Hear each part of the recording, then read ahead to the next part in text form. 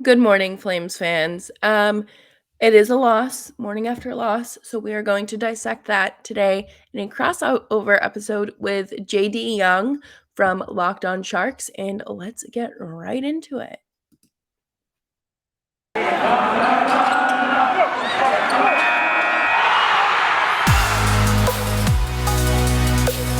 You're Locked On Flames, your daily podcast on the Calgary Flames.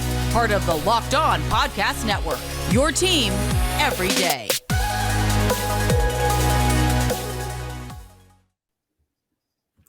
All right, let's jump right into this with JD. So the Sharks severely undermanned. Of course, trotting out Brent Burns and a bunch of children on defense. We're continue to find winning ways somehow. I think the biggest takeaway for me this entire game was Adin Hill, especially in the second period, where the Flames just dominated the Sharks, and dominated isn't even like strong enough for how well the Flames played. But Adin Hill just kept taking on all comers and was able to hold off the Flames, who looked really good. And Kyle and I talked about before the game, like the Flames are a really good team. So Jess, like, what happened to the Flames tonight? Just bad puck luck? They played such a sloppy game. It was bad puck luck. It looked like they regressed to like their 2019 selves, and I was not having any of that. So I was like, no, like watching through my fingers, like it's a horror movie. They're a little late on the whole spooky season, but it's all right. The forwards just were all over the place. Defense was fine. I thought defense looked great. And well, I mean, aside from the whole 4-goal thing, or I guess technically two, because, and one of them was a beautiful snipe or a pass from Brent Burns, who just threads it down the middle of the ice, and that's what Brent Burns does. And then the other one was a weird bounce for the Couture goal, and then 2 empty netters. So it's not like Markstrom gave up anything soft or like that. But it was just a night where like the Sharks just continually in their own defensive zone, having trouble just getting the puck into the offense, and once they do, it's basically going back the other way into the Sharks zone. But Adin Hill, he's struggled for the past 3 games. He lost 3 in a row. A lot of people were, at least in Sharks Twitter, were like, "Oh no, is this Martin Jones 2.0? Oh no!" And it was good to see Hill come out and have a really strong game, especially against a top team in the Pacific. Yeah, and I'm sure that that's a confidence booster for him because I'm sure that their expectations are realistic because they're not hockey Twitter. They know what to do and what they're expecting when they face these teams, and I'm sure going up against a team that's been on a, no pun intended, on fire. Yes. In actually securing a win, like those 2 points that's huge for him, and really the whole team, especially considering how many star players are out for you guys. Yeah, it's pretty crazy. With the expectation is Meyer, LeBanc, most of those guys should be returning against the Avalanche on Saturday because they don't want to have to deal with going to Canada and all that, like the COVID stuff with that.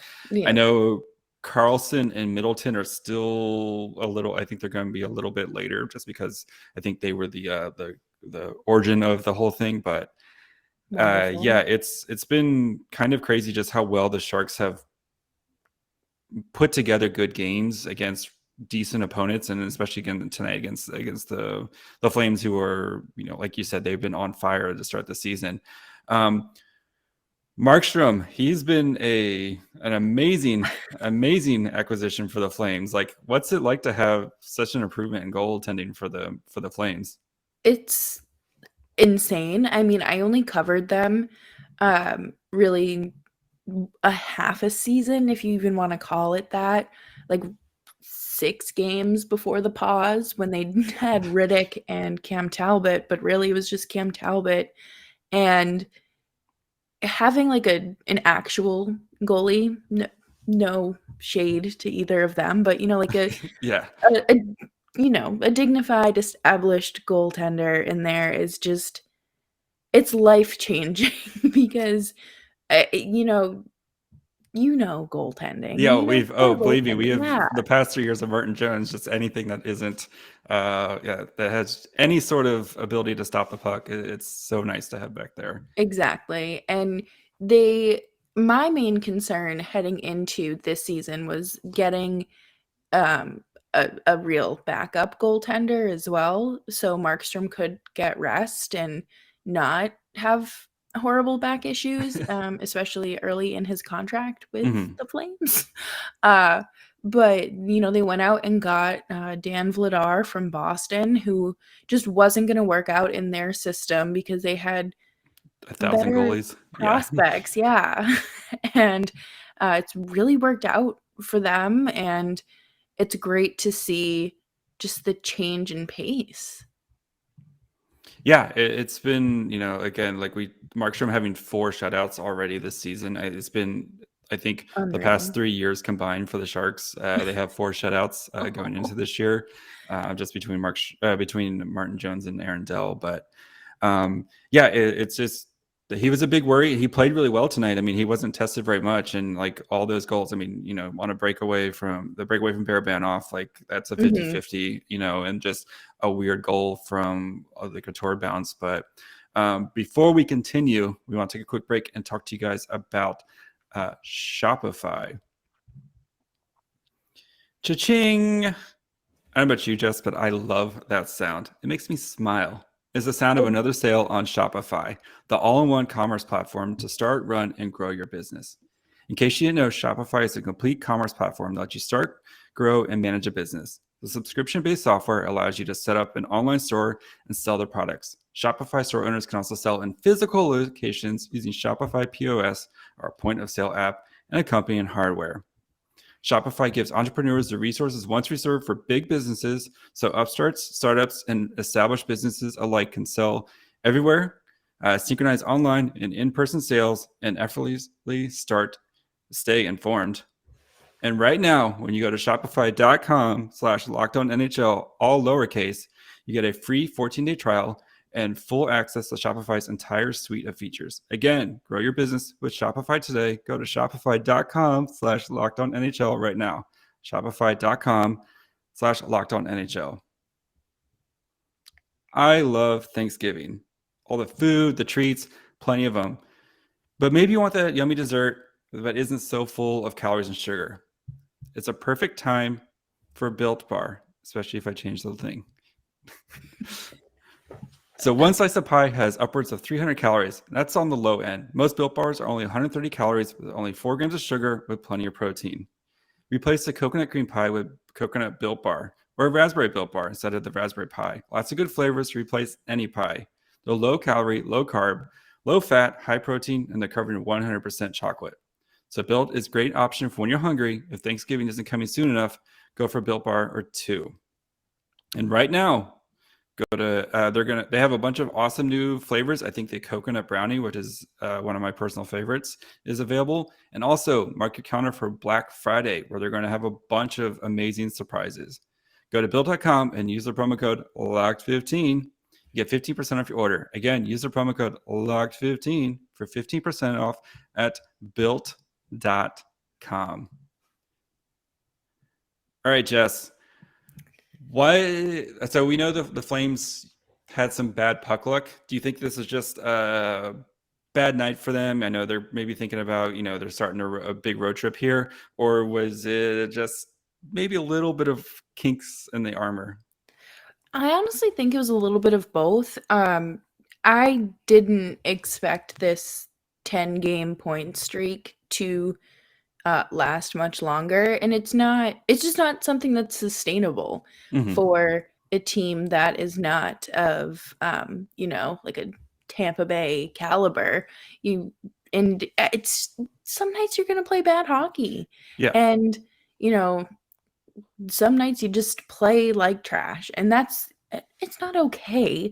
But it's early enough in the season where you don't have to sweat about it. Like, it's no dirt off their back. And I think that if anyone's overreacting about this loss, it just it's It's not that deep.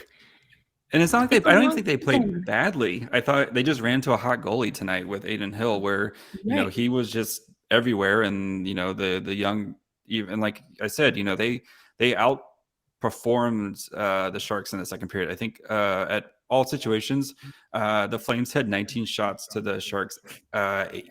Like, that's ridiculous. That's a That's insane. 70% shot, 4%.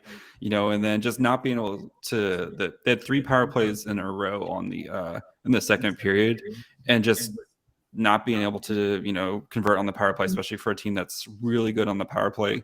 Sometimes you just have those nights. And I think it's, the Flames, I was a little hesitant on them going to the season, but they've been really, really good coming out of the gate. So I think just chalk it up to a bad night. So Yeah, exactly. And I think a lot of people overestimated how good they were going to be last year. mm. So everybody is just kind of like cautiously optimistic heading into this season, but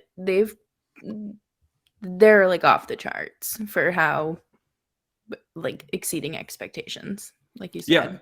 Yeah, and I mean, the Sharks are kind of in the same boat too, where the Mhm. Sharks were predicted to be a bottom of the barrel team, and they've played some pretty decent hockey, especially given, what they've dealt with COVID issues. I mean, Erik Karlsson hasn't played, in 2 weeks, and Erik Karlsson's one of your best players, and like I said, the losing 2/3 of your defensive pairs is not good. And Timo Meyer's been out, and he's been arguably, between him and Hurdle, been arguably the 2 best forwards on the team. So yeah, it was a good win for the Sharks, who've, again, especially starting this road trip here, where they're going to be playing Winnipeg and then the Avalanche and the Wild and the Mhm. Blues, and those are all tough teams, and there's not an easy win on there, like, at all. So it No. was good for the Sharks to kind of get out of the gate, and score a big win here.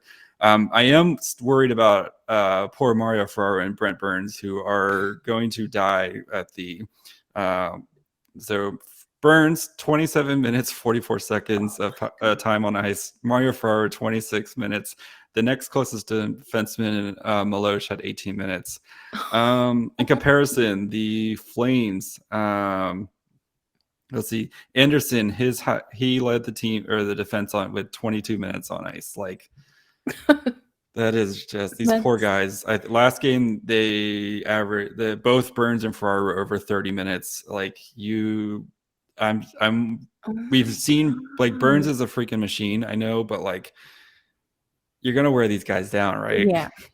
So please get back Oh, soon, somebody. yeah, seriously, like, I mean, for your team's sake, like, I hope that everyone just comes back and is obviously healthy, but I Yeah. hope that they're ready to pick up the slack and just be like, "Okay, I'm ready to put my participation points in and take the pain off you."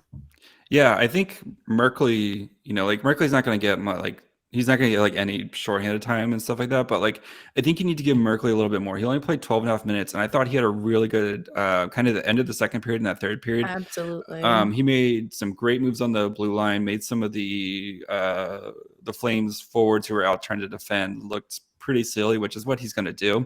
And even in his own zone, I thought he held as well, and that's always been his, like, oh, he's too small, he's not going to be able to play defense. But he held his own in there, especially against a Mhm. very, very big Flames team. What were your thoughts on Merkley? Yeah, I mean, the only time I've heard him is from you guys talking about him on Twitter, but, I We're really sorry thought for that. no, oh my god, no, your Twitter feed is fantastic, and I every Locked On needs to be more like that. But then that doesn't make you stand out, but whatever. Yes. Um, I thought that he looked fantastic, and like you said, he made some of the Flames forwards look really silly, and there was one, um, goal that he stopped, and, oh my I think it was towards the end of the second period, and I was like, "What is this? Like, could you do us a favor and just please" Not do that, yeah. yeah, like, "Please just let it go in, it's fine." Yeah, But especially I thought, Merkley, he had a really nice play to kind of drive in, into the circle there. And then he made a nice feed in Gadovich, who's looked pretty good, but he's been really close to making some plays. And he just couldn't bang home one pass Markstrom there. But yeah, it's been good to see Merkley kind of, I think this was his best game. I know he scored in his second game, but like it's good to see Merkley not kind of get the William Eklund treatment where it's like, oh, the team's heavy and we're just going to bench him and stuff like that. So, I mean, I know right now you're literally have nobody else to play, but it's good to see the coaching staff kind of let him have a little bit more leash. And I'd like to see him kind of maybe close to that 15-minute mark right now and try to take off a little bit of pressure off Ferraro and Burns, who are, again, what they are doing right now is just not human. So hopefully they get a nice vacation at some point. So. Completely unrelated, but speaking of defensemen with high minutes, Seth Jones played 35 minutes tonight. It's disgusting. What? And then every time I think of Seth Jones, I don't think of like him being a bad hockey player. I just think back to that 5 OT game. What he's played like, had, like an hour. An hour. Yes. Watching each minute rack up. I'm like, poor guy, 35 minutes. Chicago, you are a hot mess. Yeah. You know what isn't a hot mess, Jess? Not me.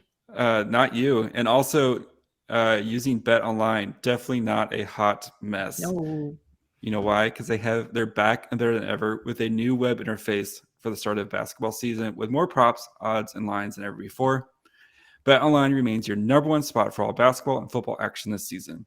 So head over to their new updated desktop or mobile website to sign up today and receive a 50% welcome bonus on your first deposit. Just use the promo code LOCKEDON to receive your bonus. From basketball, football, baseball, postseason, NHL, boxing, and UFC, right to your favorite Vegas casino games, don't wait to take advantage of all the amazing offers available for the 2021 season. BetOnline is your fastest and easiest way to bet on your favorite sports. BetOnline, where the game starts. All right, Jess. So looking ahead, what's your confidence scale of the Flames? So they're starting a 5-game road trip here. What is your confidence scale on them right now? They've been doing like obviously pretty well. Yes. In their last 5-game road trip, they swept, if you will, and that's what started their hot streak. And I mean, I don't think that they're going to sweep again by any means. I think that, everybody's kind of gotten their feet underneath them as the season has, 10, 12 games at this point for most teams. And, I think it'll be okay. I think that they're going to play well. I mean, they have a back-to-back. I pulled up the schedule here. So they play Montreal on Thursday, which is a very winnable game. Toronto on the back-to-back, which is Toronto's been playing better now. Then you got Ottawa, who is Ottawa.